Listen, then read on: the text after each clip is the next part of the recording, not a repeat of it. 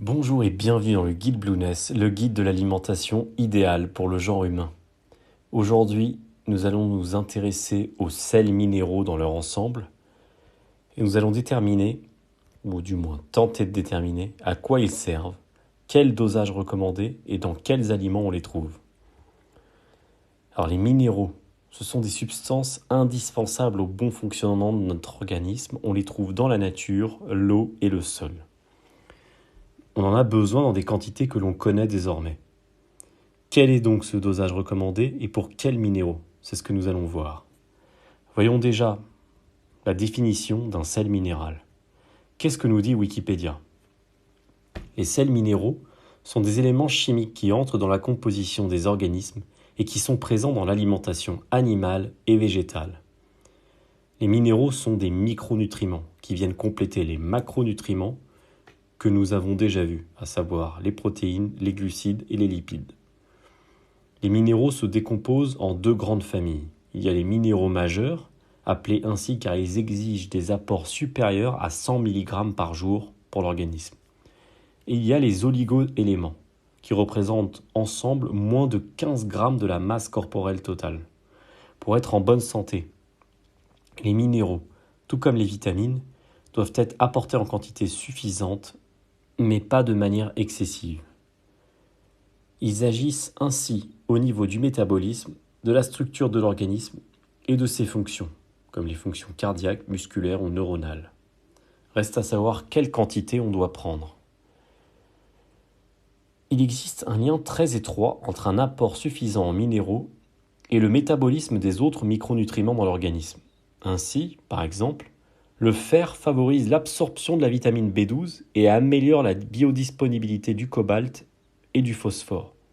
Il y a donc des interactions entre les sels minéraux et les vitamines, qui sont tous deux des micronutriments. C'est pourquoi il faut veiller à avoir une alimentation capable de couvrir tous les besoins en minéraux et en vitamines.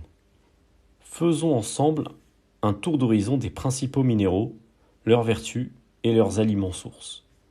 Il y a tout d'abord le magnésium, l'un des plus importants.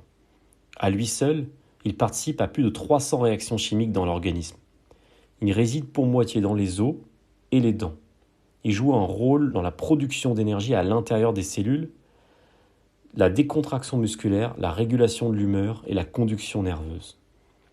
Sa carence est relativement fréquente, car ses principales sources sont trop peu consommées.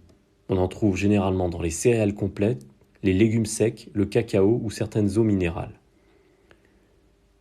C'est pourquoi certains nutritionnistes ont tendance à recommander de se supplémenter en magnésium, surtout pour les sportifs.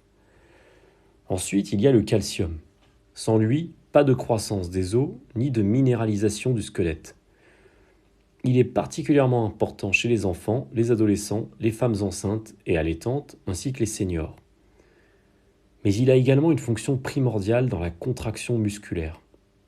On trouve le calcium dans les produits laitiers, les légumes verts, les oléagineux et dans les poissons dont on consomme les arêtes, comme les sardines et les anchois.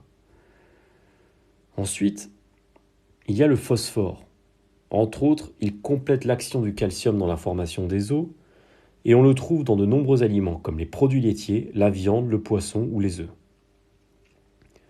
Le fer, c'est un des constituants des globules rouges. Voilà pourquoi une carence expose à l'anémie, la fatigue ou à une mauvaise défense de l'organisme. Les sources championnes de fer sont le boudin noir, le foie, et si vous ne les aimez pas, sachez que la viande rouge en est bien pourvue. Enfin, il y a le sodium. Il a une fonction capitale, car il participe à maintenir la pression artérielle et la transmission de l'influx nerveux. Ces apports sont en général largement couverts par l'alimentation dans les pays industrialisés, suffisamment riches en sel si ce n'est trop. Un excès expose notamment à une hausse de pression artérielle. Mais dans le cadre d'une alimentation modérée ou basse en glucides, il se peut que l'apport en sel ne soit pas suffisant. Nous y reviendrons dans la partie du guide qui concerne l'alimentation low carb, high fat ou encore cétogène.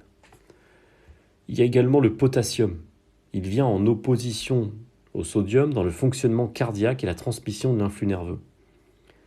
Attention, un manque, mais surtout un excès de potassium peut être la cause de troubles cardiaques.